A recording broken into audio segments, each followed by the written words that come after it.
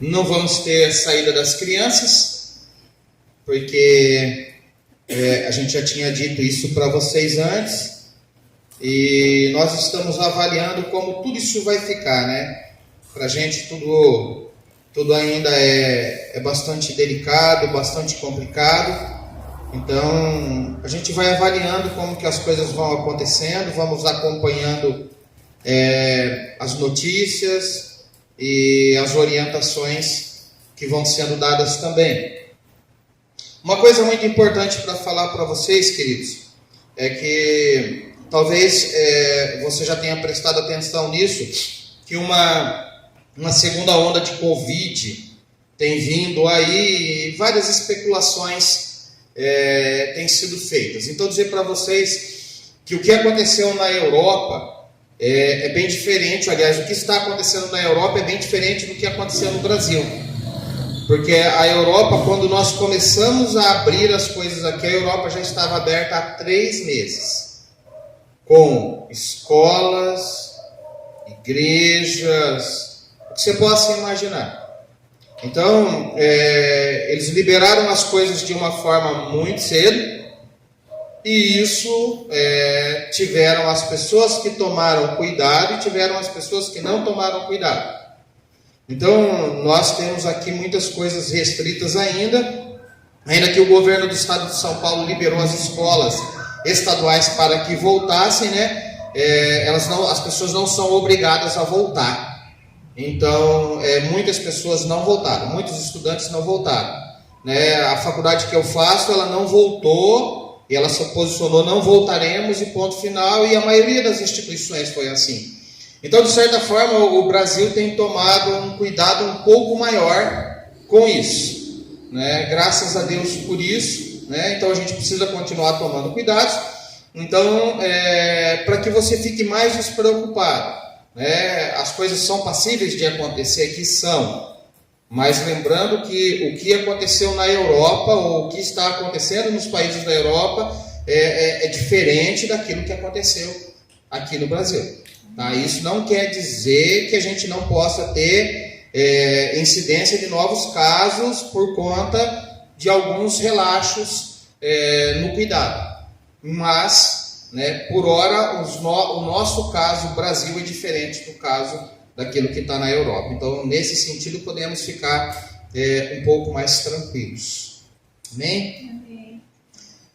Nós vamos meditar na palavra do Senhor, e eu quero convidar você para abrir a sua Bíblia já no Evangelho de João, capítulo 12. Evangelho de João, capítulo 12.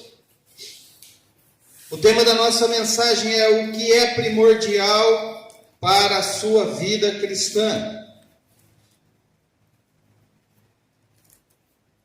Evangelho de João, capítulo 12, versículo 24. Em verdade vos digo, se o grão de trigo caindo na terra não morrer, fica ele só. Mas se morrer, produz muito fruto. Quem ama a sua vida, perde-a. Mas aquele que odeia a sua vida nesse mundo, preservá-la-á para a vida eterna. Se alguém me serve, siga-me. E onde eu estou, ali estará também o meu servo. E se alguém me servir, o Pai honrará. Agora está angustiada a minha alma. E que direi eu? Pai, salva-me desta hora. Mas precisamente com esse propósito vim para esta hora. Deus querido, ajuda-nos nesse momento, conduz a nossa vida, que a tua palavra ministre ao íntimo e ao profundo do coração de cada um de nós aqui. Amém. É a nossa oração. Nós fazemos ela em nome de Jesus. Amém. Amém. Queridos, o que é primordial para a sua vida cristã? O que é primordial quando nós pensamos sobre a nossa vida cristã? Porque nós estamos caminhando aqui com o nosso Deus, e com certeza há uma direção, há uma orientação para como que a nossa vida ela vai ser conduzida. E dentro das muitas coisas que existem dentro da vida cristã, existem coisas que são primordiais, porque as outras elas vão ser agregadas aos poucos. Eu já falei algumas vezes com vocês que viver a vida com Jesus é escolher andar com Ele, é viver contrariedades todos os dias. Escolher andar com Jesus, viver uma vida com Ele, é com certeza você escolher viver contrariedades todos os dias. Então, começamos com a conversão, que é andar num sentido contrário. Porque na realidade a conversão estava indo para lá, e agora eu resolvi ir para lá, porque Jesus passou a fazer parte da minha vida. Isso é conversão, é mudança da direção. Enquanto a maioria das pessoas enxerga a vida de um jeito, o cristão enxerga de outro. O nosso falar precisa ser diferente, o nosso pensar tem que ser diferente, as nossas ações têm que ser diferentes. A sua personalidade, suas características, seu jeito de ser, quem você é, aquilo que podemos identificar as pessoas, isso continua o mesmo. Porque nós somos distintos uns dos outros. E nós vamos olhar e ver que as características de cada um, elas são propriamente daquela pessoa, e eu entendo que isso vai continuar sendo a mesma coisa. Isso não vai mudar. A sua personalidade, as suas características, seu jeito de ser, quem você é, aquilo que podemos identificar nas pessoas continua o mesmo, sofrendo mudanças que venham da maior mudança da sua vida, que é a sua essência. Então, as suas características, elas podem mudar? Podem.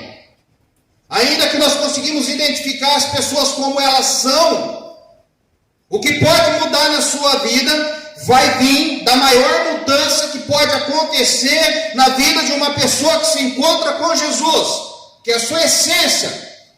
Porque a minha essência, a sua essência, ela é má. Mas vem uma essência que é santa e passa a habitar na minha vida e na sua vida, e essa essência que vai dar toda a diferença. Amém. O Deus santo que passa a habitar no homem pecador. Glória a Deus.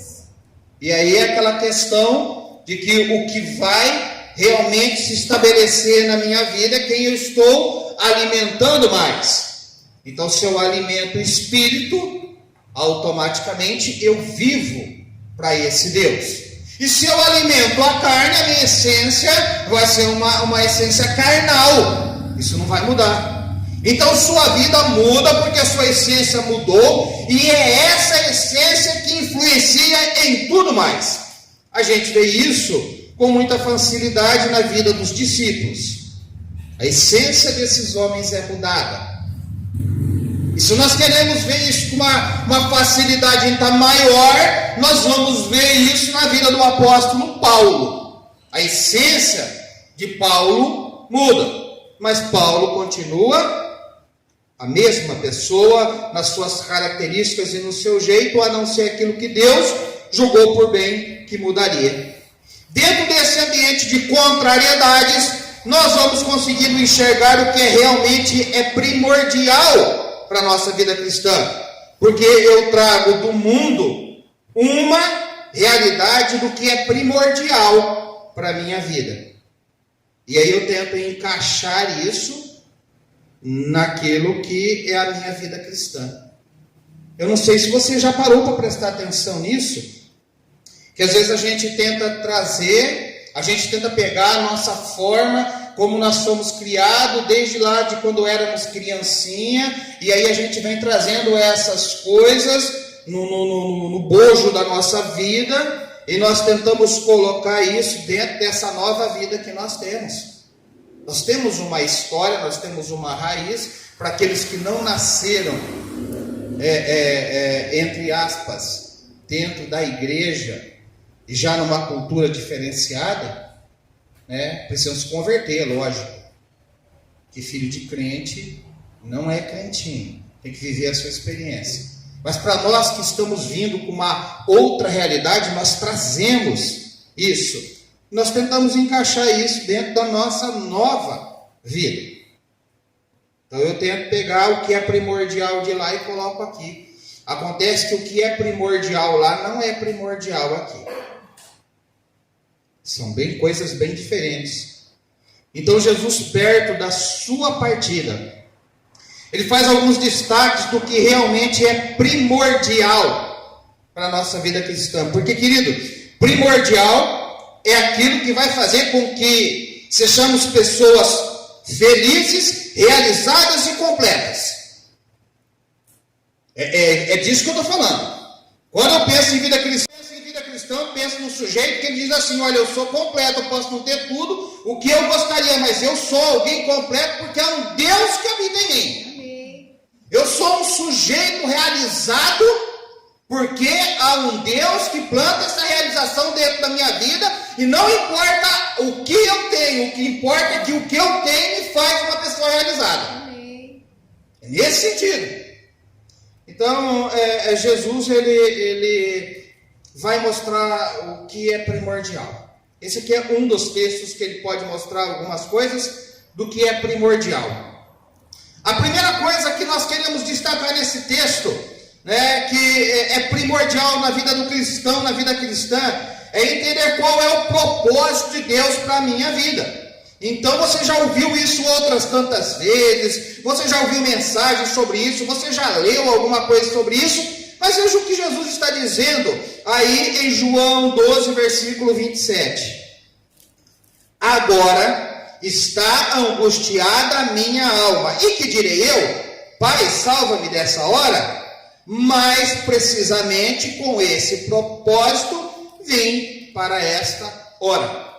Então Jesus, ele sabe qual é o propósito de Deus para a vida dele.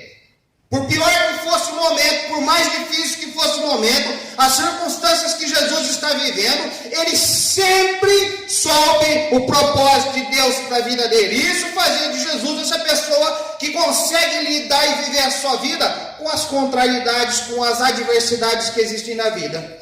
Nós falamos nessa semana de oração que haverá momentos que as tensões da nossa vida, elas vão ser bem tranquilas.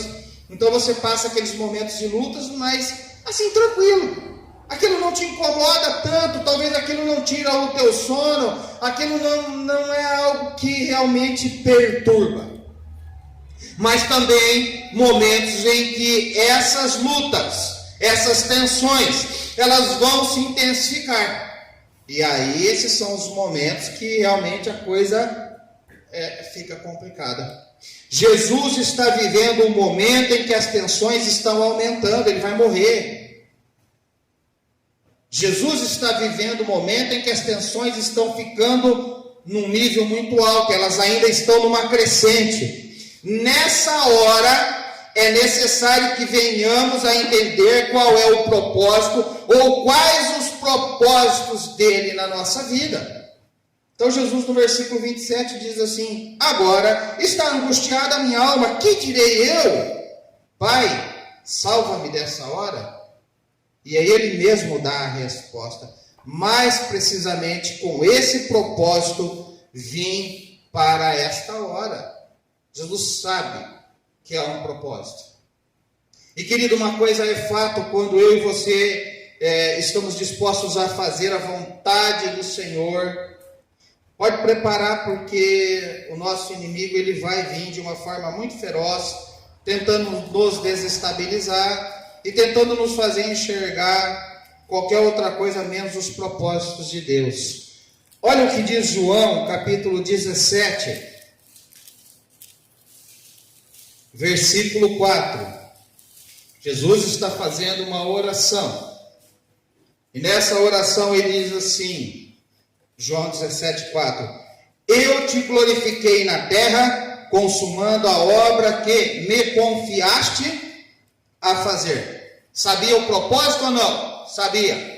Eu consumei aquilo que o Senhor me pediu. Versículo 6: manifestei o teu nome aos homens que me deste do mundo. Eram os teus, tu me confiaste e eles têm guardado a tua palavra. Agora eles reconhecem que todas as coisas que me têm dado provêm de ti, porque eu lhes tenho transmitido as palavras que me deste, e eles a receberam e verdadeiramente te conheceram, que saí de ti e creram que tu me enviaste. Cumpriu o propósito? Sim. Versículo 12. Quando eu estava com eles, guardava-os no teu nome, que me deste, protegi-los, e nenhum deles se perdeu, exceto o filho da perdição, para que se cumprisse a Escritura. Ou seja, Jesus o tempo inteiro cumprindo o propósito dele. Isso é uma verdade. Assim como Jesus, eu preciso entender os propósitos de Deus para a minha vida. Lembrando que esses propósitos precisam necessariamente fazer com que o nome de Deus seja revelado aos homens. Querido, o propósito de Deus ou os propósitos de Deus na sua vida precisam, acima de todas as coisas, fazer com que o nome de Deus seja revelado. Amém. É o versículo 4. Amém. Eu manifestei a glória, a tua glória aos homens. Amém. Então, a minha vida e a tua vida é para a glória de Deus. Amém. Jesus diz que está angustiado com o que está e irá passar, mas não foge dos planos de Deus para a vida dele. Então, amado, é primordial para mim e para você que nós entendamos os propósitos de Deus. Eu até me esqueci de anotar aqui. Se nós formos lá em Isaías, quando Isaías vai profetizar sobre isso, ele diz algo muito importante sobre Jesus. Ele diz assim: ele verá o fruto do seu penoso trabalho e ficará satisfeito. O meu justo. Está falando de Jesus. Que apesar da morte que ele tinha para enfrentar, que apesar daquilo, do momento difícil, cumprindo o propósito de Deus, ele ficaria satisfeito. Amém. Então, o propósito ou os propósitos de Deus para a minha vida e para a sua vida, eles são realmente primordiais. O que é primordial para a sua vida cristã? Segundo, disposição para ser um gerador de vida. Amém. Você precisa ser um gerador de vida. João 12, onde nós estamos, versículo 24 e 25. Em verdade vos digo, se o grão de trigo caindo na terra não morrer, fica ele só, mas se morrer, produz muito fruto. Quem ama a sua vida, perde-a, mas aquele que odeia a sua vida neste mundo, preservá-la-á para a vida eterna.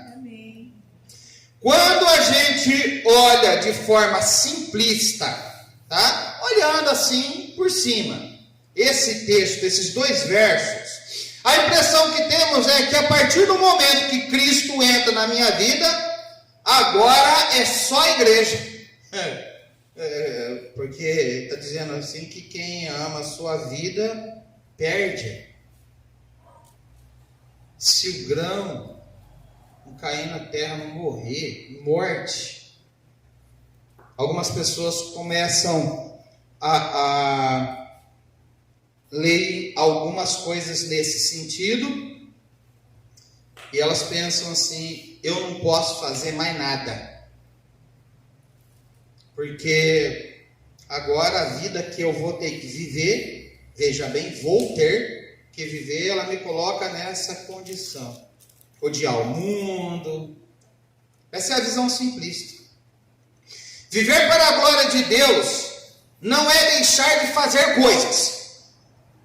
Viver para a glória de Deus não é deixar de fazer coisas, mas é ser guiado a uma realidade que me conduz a atitudes, pensamentos e decisões que vêm e vão na direção de Deus. Então, quando eu venho com essa visão de que eu não posso fazer nada, eu acabo, de certa forma, rompendo com aquilo que está acontecendo na minha relação com Deus. Porque eu acabo vivendo um negócio que eu não posso fazer mais nada. Isso, agora isso, agora não pode fazer isso, o crente não faz isso, o crente não faz aquilo outro. Querido, não é isso. A realidade é que eu estou vivendo uma relação com Deus.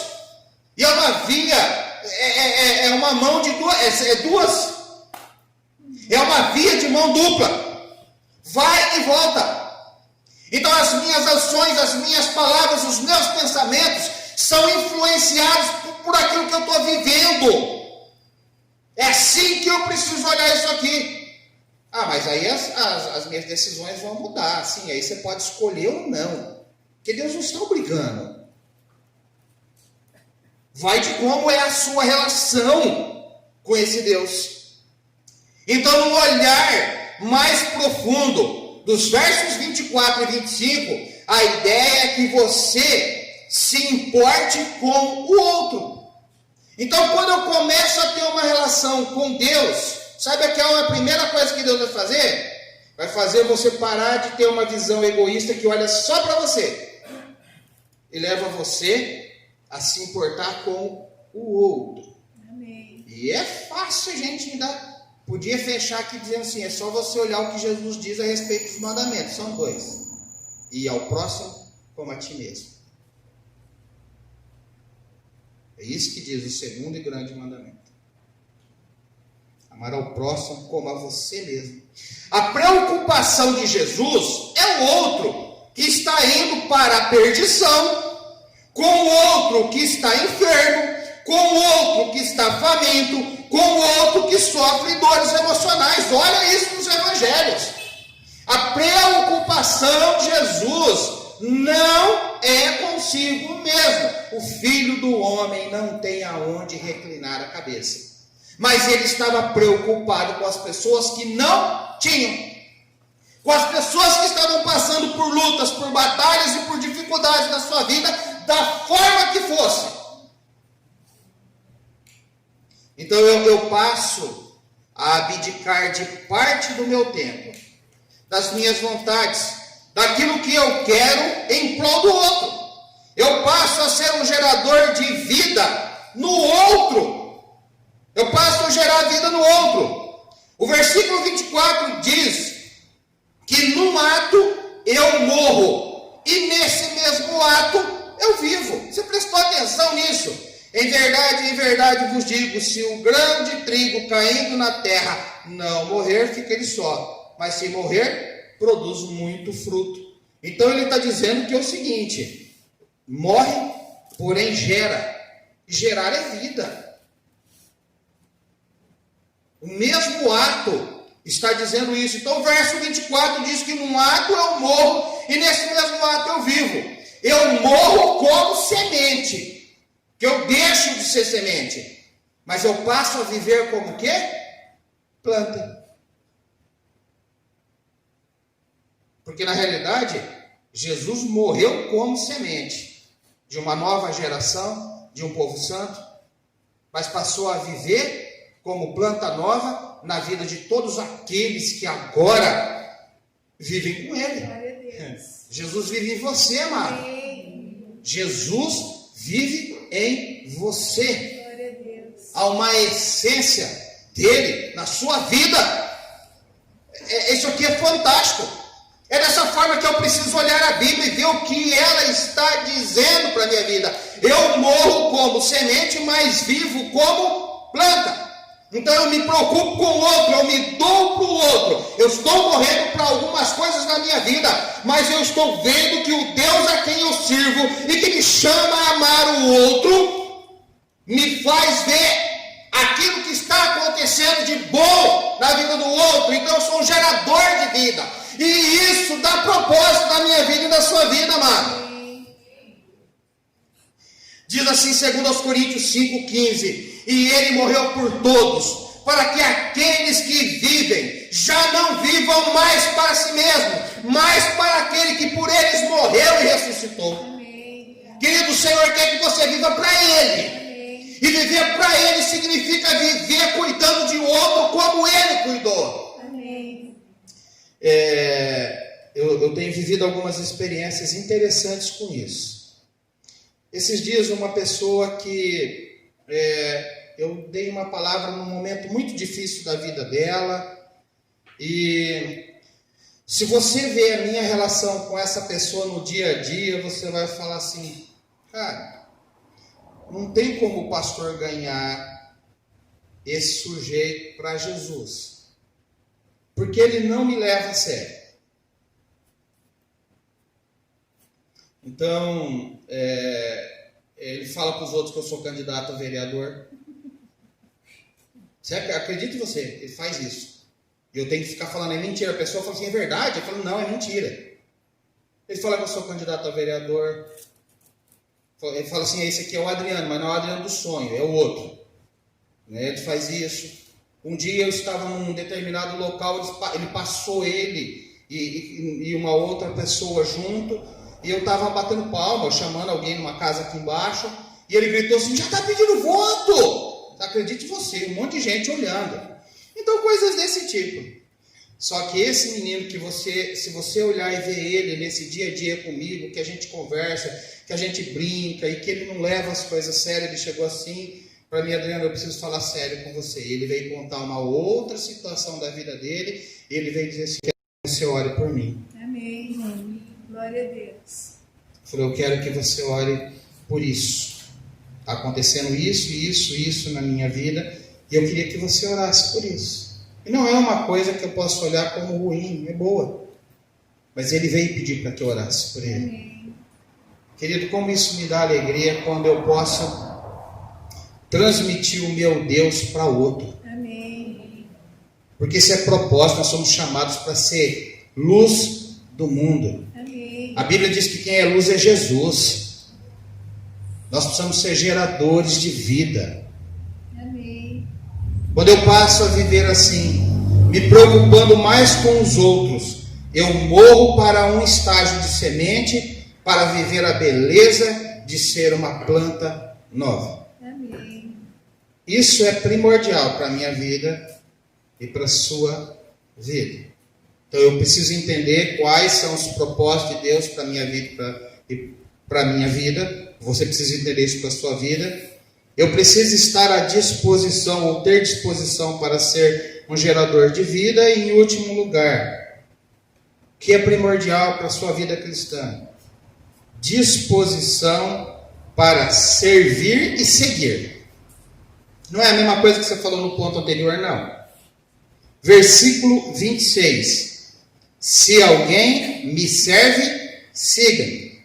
E onde eu estou, ali estará também o meu servo.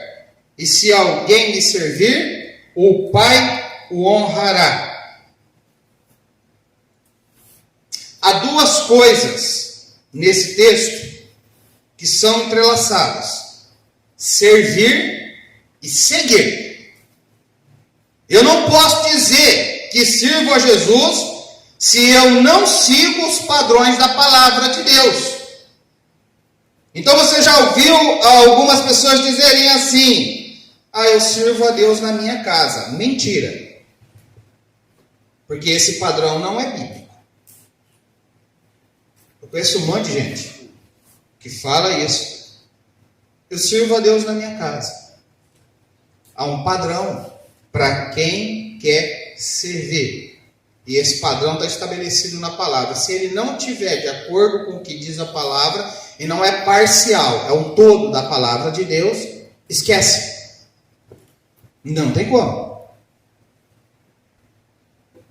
Assim também, eu não posso seguir Jesus se eu não estou disposto a servir. Então, de repente, você conhece alguém que quer seguir Jesus, mas não quer assumir com ele compromisso de causa. Ou eu assumo um compromisso com a causa, ou a causa não faz parte da minha vida. Eu só sou um mero espectador, um simpatizante de Jesus. E assim está o mundo cheio. Em Atos, aliás, Deus, do princípio, desde o princípio, foi assim. Jesus chamou pessoas para segui-lo e servi-lo. Em Atos também é assim com a igreja. Então Jesus é assunto aos céus. A igreja fica aqui. As pessoas estão sendo chamadas pelos discípulos de Jesus para fazer o quê? Para servir e seguir. É daquele padrão, daquela forma. Isso lá na igreja primitiva. As cartas de Paulo também revelam isso. Enfim, todo o Novo Testamento revela essa junção, servir e seguir. E conforme o que está dizendo na Bíblia. Se nós não alinharmos essas duas realidades, a vida cristã se torna deficitária, incompleta. Sempre vai faltar alguma coisa. Porque o que é primordial não pode ser tirado. Querido, o que é primordial, você não pode tirar. Porque ele é primordial. Aquilo precisa estar acontecendo sempre. Então essas três coisas aqui que nós estamos listando, elas precisam estar acontecendo sempre. Quando falo de primordial, falo de algo que traz realização, prazer e alegria. Eu não sei se você recebeu o áudio do Paulo, mas eu recebi. O único pesar que Paulo tinha no áudio, o Paulo missionário que foi lá para a África, já está lá. O único pesar que o Paulo tinha, quando mandou o áudio, ele falou assim: foi uma pena eu não poder estar com vocês aí. Só. O resto, alegria e prazer. Por quê? Seguindo e servindo. Meus irmãos, saiu daqui para voltar para a África. Condições muito complicadas lá, que a gente sabe. Mas quando você está servindo Deus, quando você está seguindo Ele, essas coisas vão dar para você realização, prazer e alegria, porque não tem nada mais importante para a minha vida, da sua vida, do que aquilo que está com Deus e aquilo que está em Deus e viver com esse Deus. As igrejas muitas vezes têm uma alta rotatividade, porque as pessoas não querem seguir e servir a Jesus. Alguma coisa não está bom.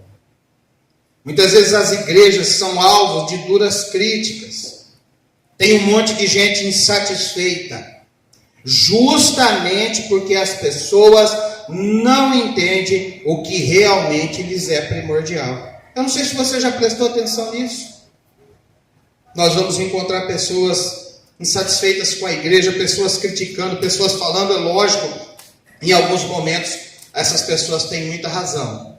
Nos deparamos com pessoas e com realidades, mas muitas vezes essas pessoas também não têm razão. Porque o grande problema está que elas não conseguem entender aquilo que é primordial. E quando falha em alguma coisa que é primordial, aqui dentro alguma coisa vai faltar. E quando falta, querido, zerou. Vai ter problema. Então, o que é primordial para a sua vida cristã? Entender qual é o propósito de Deus para você. 2. Disposição para ser um gerador de vida. Você foi chamado para gerar vida na vida de outras pessoas. Se isso não acontecer, você não é pessoa feliz e realizada. E em terceiro, disposição para servir e seguir. Ixi, negócio fake. Disposição para servir e seguir. Para esse texto, eu não estou dizendo que isso é o todo. Para esse texto, isso aqui é o que Jesus diz para mim e para você como essencial. Se eu entendo isso aqui, a minha vida passa a ser plena e completa. Amém. Se eu entendo isso aqui, a minha vida é plena e completa. Mas se eu não entendo, não acontece mais nada. Né? A igreja sempre vai ter defeitos, nunca haverá satisfação. A vida de oração não é uma vida satisfeita. Enfim, aquilo tudo que nós já conhecemos. O que tem sido primordial para você? O que é primordial para a sua vida cristã? Curva a sua cabeça, feche os seus olhos. Pai, em nome de Jesus, eu quero te louvar e te agradecer, porque a tua palavra, em todo o tempo, ela vai nos dirigir, nos conduzir, nos mostrar o que realmente é primordial e importante nessa nossa caminhada aqui. Com certeza nós vamos enfrentar batalhas, todo dia haverá contrariedades, não é fácil. Mas a tua palavra diz que nós precisamos nos encher do teu Espírito. Amém. Ó Deus, em nome de Jesus, nos ajuda que isso seja uma verdade. Amém. Para que em meio a todas as contrariedades, em meio a todos os momentos de tensão que nós vivemos, nós não perdamos, ó Deus, o foco do seu maior propósito e de todos os outros propósitos para a nossa vida. Amém. Que a gente não perca isso. Jesus, em meio à grande tensão, diz: eu vim para isso. Amém. Que nós possamos também entender: o Senhor me chamou para isso. Amém. Que nós, ó Deus, possamos entender que gerar vida é algo que dá um prazer e uma alegria muito maior do que frequentar a sua casa. Amém. Porque frequentar a sua casa é consequência de quem está feliz com o Senhor.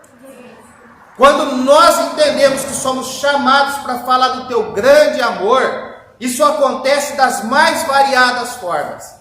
Até dessa forma, como esse menino se relaciona comigo. Que o Senhor me ajude, que eu possa ser um gerador de vida. Amém. Na vida daqueles que passarem por mim e na vida daqueles que o Senhor me levar até eles. Amém. Senhor, mas que nós estejamos dispostos a seguir e a servir o Senhor, conforme o padrão da tua palavra. Amém, Jesus. Que não venhamos dizer que seguimos, mas não queremos servir. E que não venhamos a dizer que estamos servindo, mas não queremos seguir. Essas coisas estão aliadas. A tua palavra revela isso. Ajuda com que essas três coisas sejam primordiais para a vida de cada um de nós. Amém. Que elas possam falar o íntimo do nosso coração. Amém, Senhor. Porque, ó Deus, isso traz alegria, prazer, satisfação, mesmo que os momentos da nossa vida sejam momentos difíceis. Quando essas coisas estão presentes, nada pode tirar a alegria do Senhor em nós. Amém. Nós te louvamos e te agradecemos. No nome santo do teu Filho Jesus. Amém. Amém. Amém, queridos.